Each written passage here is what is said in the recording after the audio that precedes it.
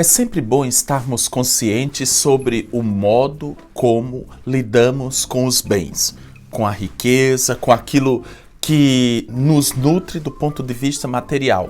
E a liturgia de hoje é precisamente um convite a perceber essa relação que temos entre a vida e os bens.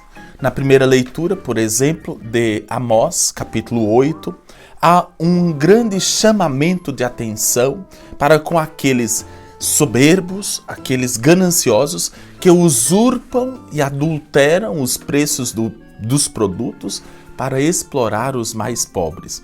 Por isso, o profeta, que é um profeta de cunho social, no século VIII a.C., já dizia que ai de vós, ó ricos, que adulterais o preço das balanças, que quereis eliminar da terra os humildes e extorquir os pobres. Ai de vós, que explorais as pessoas mais simples.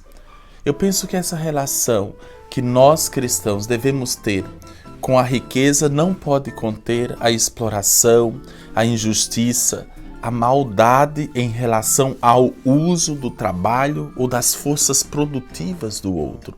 Não é cristão explorar o outro como se fosse escravo.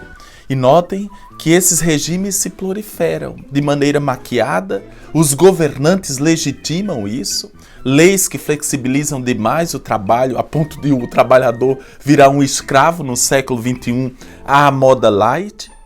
Então, é preciso estar atento que não faz parte do cristianismo essa exploração indevida, essa adulteração de preços, essa extorsão das pessoas. Portanto, não faz parte da nossa fé a exploração. E isso nós temos que ter claro, faz parte da doutrina social da Igreja Católica, mas para além disso, faz parte da nossa humanidade. Nenhum de nós merece e deve ser explorado. No Evangelho de Lucas, nós vemos precisamente Jesus falar da fidelidade e traz o exemplo de um homem que se descobre, digamos assim, muito pequeno diante da grandeza de Deus, sem poder sobre a vida. No Evangelho, Jesus alerta-nos que quem é fiel nas pequenas coisas é também fiel nas grandes coisas. A fidelidade é um preceito fundamental para a nossa fé cristã.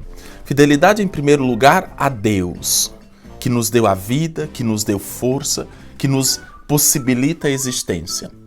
Depois, fidelidade a nós mesmos, humanos, a nossa identidade, que nós somos filhos e filhas de Deus, portanto, carregamos conosco a marca do sagrado, a marca da divindade.